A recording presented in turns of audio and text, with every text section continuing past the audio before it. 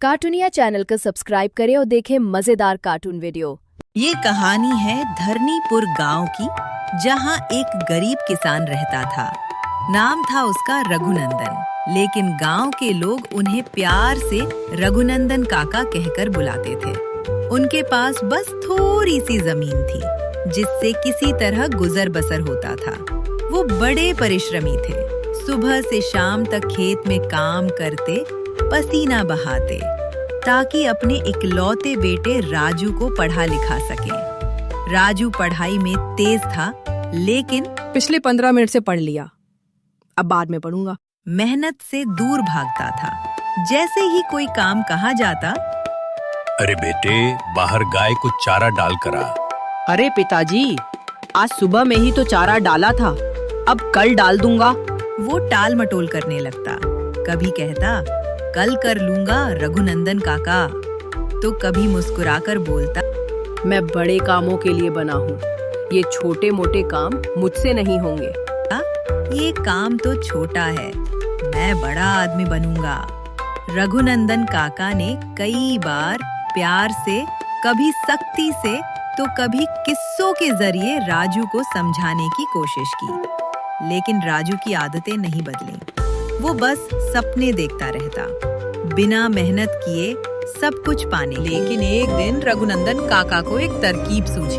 वो सीधे पहुंचे राजू और उसके जिगरी दोस्त रामू के पास, जो पढ़ाई में कमजोर था, लेकिन बेहद मेहनती और हर काम दिल लगाकर करता था। तुम दोनों घर चलो, तुम दोनों से कुछ बात करनी है। जी पिताजी।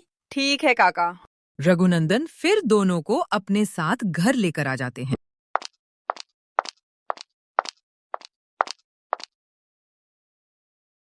देखो, इस थैली में बहुत सारे फसल के बीज हैं। ये बीज तुम दोनों को लगाने हैं। बस ये तुम्हारी परीक्षा है कि तुम इसे कैसे लगाते हो। लेकिन काका, मुझे तो खेती के बारे में कुछ पता ही नहीं है, तो मैं कैसे कर पाऊंगा? खुद पर विश्वास रखो बेटा, कर लोगे। ठीक है काका, कोशिश करता हूँ। मुझे क्या, मैं तो आराम से खेती करूंगा।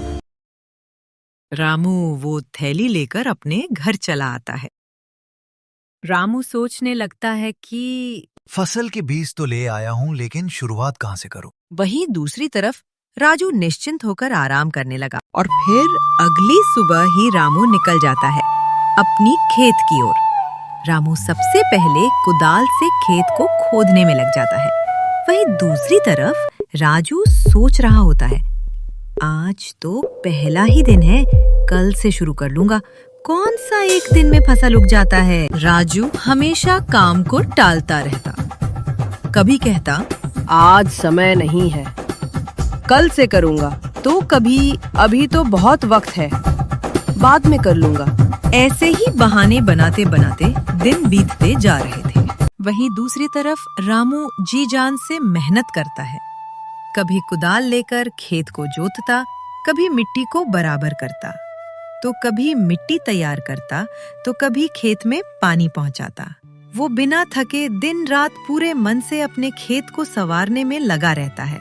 अरे वाह, रामू तो आजकल कुछ ज्यादा ही मेहनत में जुट गया है। दिन रात बस खेत और फसल की ही चिंता लगी रहती है। हाँ, देखते हैं उसने कितनी मेहनत की है। ये तो फसल ही बताई। ठीक है, आज से 3 महीने बाद देखते हैं कि इतनी मेहनत काम आई भी या नहीं।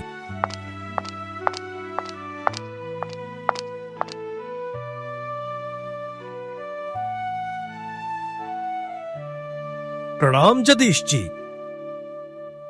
अरे रामू ने तो कमाल कर दिया है।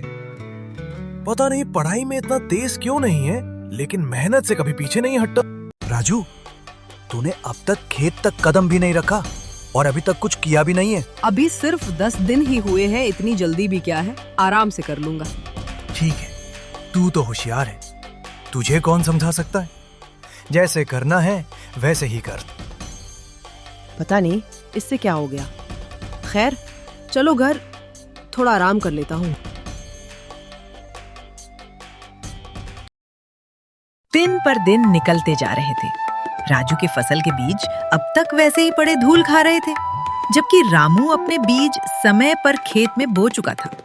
वक्त बीतने के साथ उसकी मेहनत रंग लाने लगी, पौधों में हरियाली छाने लगी थी। दूसरी ओर राजू अब तो बहुत छोटा फसल ही हुआ है, अभी भी बहुत समय है, आराम से हो जाएगा। पहले थोड़ा खेल लेता हूँ। अब भी काम को टालने की अपनी पुरानी आदत से बाज नहीं आ रहा था। आखिरकार वो दिन भी आ ही गया जब लोग रामू की मेहनत देखकर हैरान रह गए। जिंदगी में पहली बार खेती करने वाले रामू ने ऐसा कमाल कर दिखाया था कि पूरे गांव में चर्चा होने लगी। उसकी लहलहाती फसल देखने के लिए गांव वाले झुंड बनाकर खेत पर पहुंचने लगे, मानो कोई मेला लगा हो। अरे वाह रामू, तूने तो कमाल कर दिया। लेकिन किया कैसे? तुझे तो खेती आती भी नहीं थी। हाँ रामू, तूने किया कैसे? अरे चाचा, मैंने हर वो कोशिश की जो करनी चाहिए थी। लोगों से सलाह ली, मेहनत की, और सबसे जरूरी बात, ऐसा एक भी दिन नहीं था जब मैं अपनी फसल देखने खेत ना गया हो। मैं रोज खेत जाता और फसल का ध्यान रखता। मैंने कभी आलस नहीं किया अपने काम को लेकर, और यही उसका परिणाम है। वाह रामू वाह, तुझसे तो लोगों को सीख लेनी चाहिए। अब राजू को समझ आ गया।